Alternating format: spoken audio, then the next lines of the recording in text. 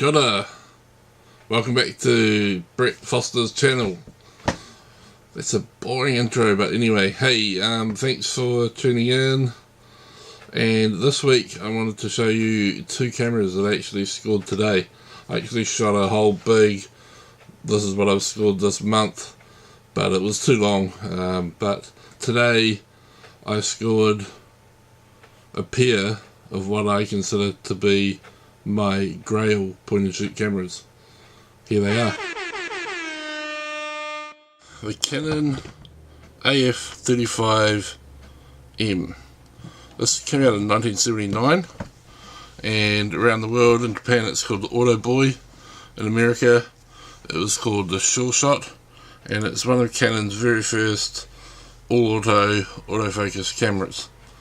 I have owned one of these before, but they're not particularly well built. They're nice and strong, but this particular model, this button is renowned for disappearing, and these battery hatches always break. This one is in immaculate condition. I mean, there's been some film through it. You can see a few marks on the film backer here, or backing plate, which is always a telltale sign of whether there's actually been any film through it. The good news is, unlike most of these nowadays, if you do find them, this one actually works. This is how they sound.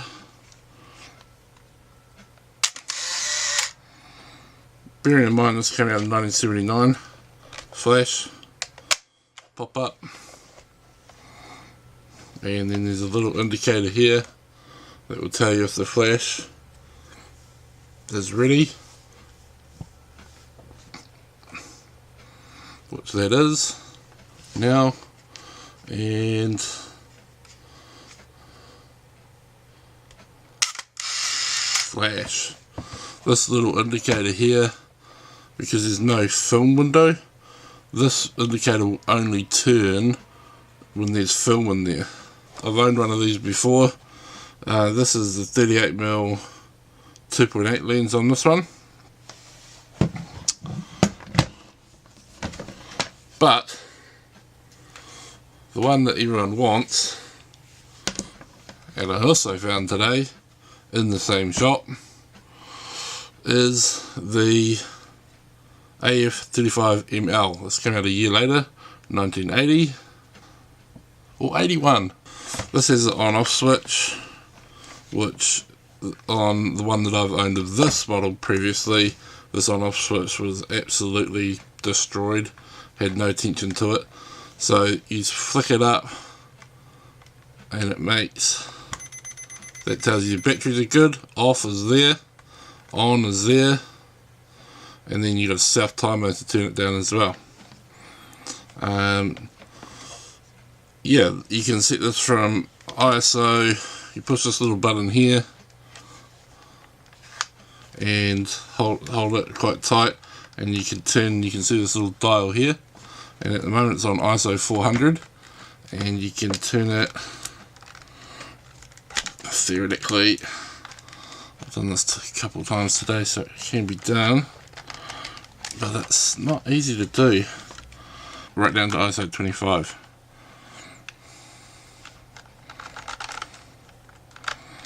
But I tend to try and shoot 400 speed film in my point and shoots anyway. So this is, as well, has the film advance thing. No way of knowing otherwise. Flash.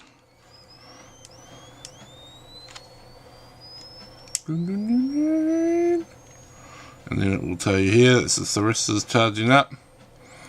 And I believe this camera is even louder than its older brother.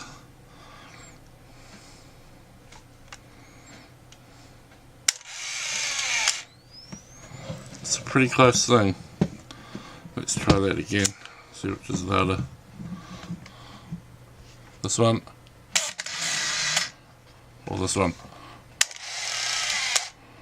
different noises. This has got a weird film advanced noise. Kind of sounds like it's grinding. That's even when there's no film in it. Don't know what that.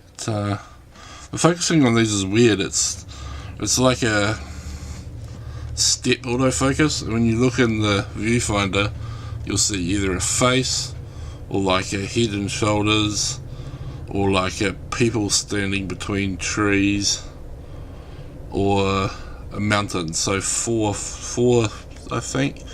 The head and shoulders one maybe not. So it might be just head, people and trees, and mountains. But I believe it does autofocus. Those are just representations to tell you whereabouts approximately it's focusing.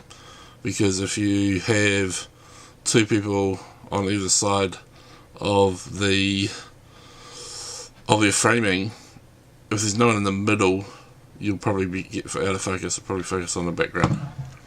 Anyway, so got those two, and this much more modern Canon. This will be from the 90s, and this works as well, which is amazing because these never work. I probably pick up 2 or 3 of these a week, and I'm lucky if 1 in 10 works. No, probably 1 in 6. But anyway, the reason I like this one, and there were a few of these Canon power shots, or Primas as we call them in this part of the world, but this one is a 28mm lens, and it's got this cool dial on the back.